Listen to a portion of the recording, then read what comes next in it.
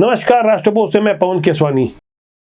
छत्तीसगढ़ के बलौदाबाजार जिले के एसपी कलेक्टर कार्यालय में 10 जून को हुई आगजनी और करोड़ों की संपत्ति को नुकसान पहुंचाने के मामले में बड़ी संख्या में जो गिरफ्तारियां हो रही है, जिस तरह से जांच हो रही है, जिस तरह से 22 अधिकारियों की एक मजबूत टीम को खड़ा किया गया और उपद्रवियों के तलाश के लिए जो 12 टीमें बनाई गई है, वहां जो प्रारंभिक जानकारी आ रही है वो बेहद चौंकाने वाली और हैरान करने वाली है। इस पूरे मामले में कांग्रेस विधायक देवेंद्र यादव की भूमिका को जिस तरह से छत्तीसगढ़ शासन के जिम्मेदार मंत्री दयालदास बघेल ने सुनिश्चित किया है और साफ तौर पर कांग्रेस और खासकर देवेंद्र यादव के बारे में बताया कि जब ये पूरा कार्यक्रम सतनामी समाज का था तो देवेंद्र यादव का वहां क्या काम था और देवेंद्र यादव कैसे इस पूरे उत्पात और दंगे से ठीक पहले अचानक वहां से चले क्यों गए। ऐसे कई गंभीर प्रश्नों के बाद छत्तीसगढ़ में इस मामले में सियासत भी तेज हो गई है। इस मामले में जांच के जो 5 बिंदु तय किए गए हैं उसमें पहला ही बिंदु सियासत का है, जिसे लेकर छत्तीसगढ़ सरकार के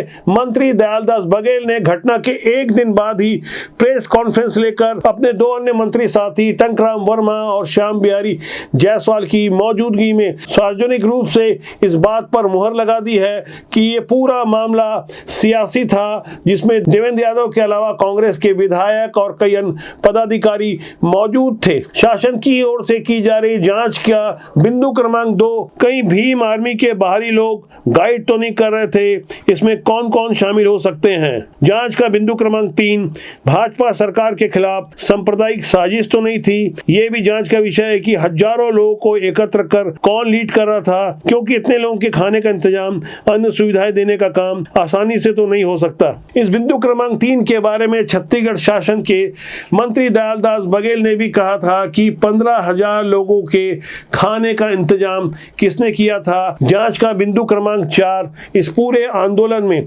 पेट्रोल बम का इस्तेमाल कैसे हुआ। एक दिन या 2 दिन में तो पेट्रोल बम की इतनी बड़ी मात्रा में व्यवस्था नहीं की जा सकती थी। जिस तरीके से पेट्रोल बम का इस्तेमाल किया गया, आमतौर पर छत्तीसगढ़ का आम ग्रामीण इस तरह के पेट्रोल बम नहीं बनाता और न ही छत्तीसगढ़ की शांत फिजा की तासीर रही है कि पेट्रोल बम का उस तरह से इस्तेमाल किया जाए जैसे पश्चिम बंगाल में आमतौर पर पेट्रोल बम का इस्तेमाल होता है। उस पर भी हैरानी की बात यह है कि पेट्रोल बम कौन चलाएगा, किस तरह से पेट्रोल बम का इस्तेमाल किया जाता है, इसके लिए क्या बाकायदा प्रशिक्षण दिया गया होगा। शांति प्रिय सतनामी समाज के इस आंदोलन में ऐसे कौन से बाहरी उपद्रवी तत्व हैं जिन्होंने पेट्रोल बम का इस्तेमाल किया। जांच का बिंदु क्रमांक 5 होगा कि जिस तरह से 100 से ज्यादा गाड़ियों को जलाया गया, जो जलाने का तरीका था वो बिना जानकार के संभव नहीं है। इसलिए यह भी जांच का एक महत्वपूर्ण पहलू है। जिस तरह से आम लोगों की गाड़ियों को भी जलाया गया, शासन की करोड़ों रुपए की संपत्ति को सुहा किया गया, इस बारे में तेजी से पड़ताल की जा रही है। संभव है कि आने वाले दिनों में कई चेहरे बेनकाब होंगे।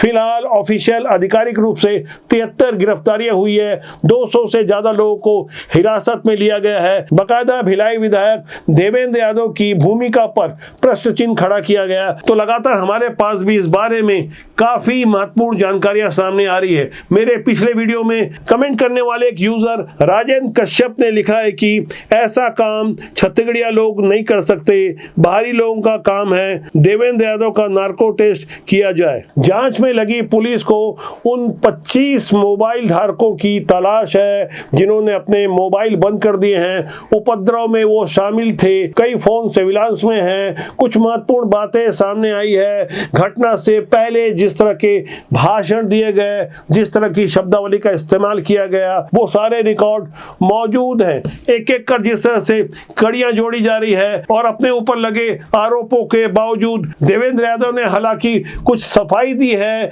कि वो वहां पर आमंत्रण पर गए थे। लेकिन सबसे बड़ा सवाल ये खड़ा होता है कि कांग्रेस के छत्तीसगढ़ में 35 विधायक हैं। कविता प्राणलहरे तो सतनामी समाज से हैं, लेकिन देवेंद्र यादव के अलावा अन्य समाज के विधायक भी वहां क्यों नहीं पहुंचे। क्या देवेंद्र यादव इतने लोकप्रिय हैं या बिलासपुर के लोकसभा प्रत्याशी कांग्रेस के जब थे तो उस कारण उनकी लोकप्रियता इतनी बढ़ गई कि उन्हें बलौदाबाजार दंगे के ठीक पहले उस कार्यक्रम में जाना हुआ, जबकि यह आंदोलन बीती 16 मई से ही चल रहा था। देवेंद्र यादव की भूमिका पर जिस तरह के बड़े सवालिया निशान खड़े हुए हैं, उसे देखकर लगता है कि आने वाले दिनों में सियासत और परवान चढ़ने वाली है। हालांकि हालांकि कांग्रेस ने इस मामले की जांच के लिए अपने स्तर पर 7 सदस्यीय एक प्रतिनिधि मंडल बनाया है, जिनकी तस्वीरें आप अपनी स्क्रीन में देख सकते हैं। बलौदाबाजार कलेक्टर एसपी कार्यालय में हुई आगजनी की घटना की जांच के लिए 7 सदस्यीय टीम बनाया गया है। लेकिन गौर करने वाली बात है कि आगामी 16 जून तक बलौदाबाजार में धारा 144 लागू है।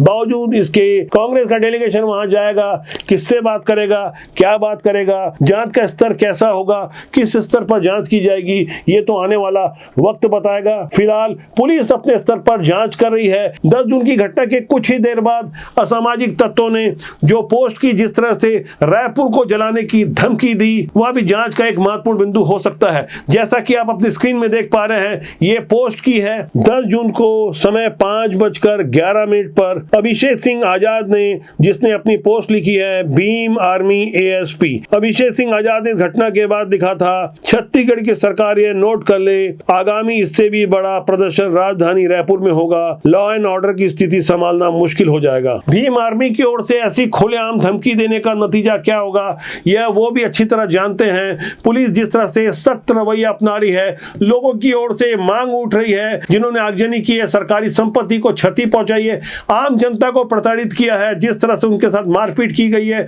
उनकी गाड़ियों को जलाया गया है, पैसे लूटे गए हैं, तलवार, लाठी और पेट्रोल बम का इस्तेमाल किया गया है। ऐसे लोगों से क्षतिपूर्ति की जाए, उनसे वसूली की जाए, जैसा उत्तर प्रदेश में होता है। बाकायदा उदाहरण देकर लोगों ने हमारे वीडियो में कमेंट किए हैं। ढेर सारी ऐसी बातें चल कर आ रही है। इतनी भयानक घटना के बाद छत्तीसगढ़ चैंबर ऑफ कॉमर्स की ओर से बलौदाबाजार जिला बंद बुलाया गया था, लेकिन शासन की ओर से दोषियों पर सख्त कार्रवाई के आश्वासन के बाद ये बंद की कार्रवाई भी स्थगित कर दी गई। जो लोग छत्तीसगढ़ की संस्कृति और परंपरा को समझते हैं, उन्हें अच्छी तरह से पता है कि बाबा गुरु घासीदास के अनुयायी सौहार्द और शांति के रास्ते पर चलने वाले हैं। जिस तरह से छत्तीसगढ़ में पहली बार जिस तरह का दंगा फसाद हुआ है, जिस तरह का उपद्रव हुआ है, वो छत्तीसगढ़ की तासीर तो हो ही नहीं सकती। कौन है वो लोग जो इस तरह की आतंकी गतिविधियों में संलिप्त हैं, उनका चेहरा बेनकाब होना बहुत जरूरी है। चाहे वो कितना भी बड़ा रसूखदार हो, कोई विधायक ही क्यों ना हो, यदि किसी के पास कोई सबूत या वीडियो या ऐसी कोई सामग्री हो तो वो हम तक भी पहुंचा सकता है, शासन को दे सकता है। हमारा नंबर है 9479273500। हमें व्हाट्सएप कर सकते हैं, हमसे सीधे संपर्क कर सकते हैं। राजबोध आपका अपना जनमंच है। हम जनता की आवाज को लगातार मजबूती से प्रस्तुत करते रहेंगे, निर्भीकता के साथ, निष्पक्षता के साथ। हम जनता की आवाज बनकर लगातार आपके साथ मजबूती से जनहित में डटे रहेंगे।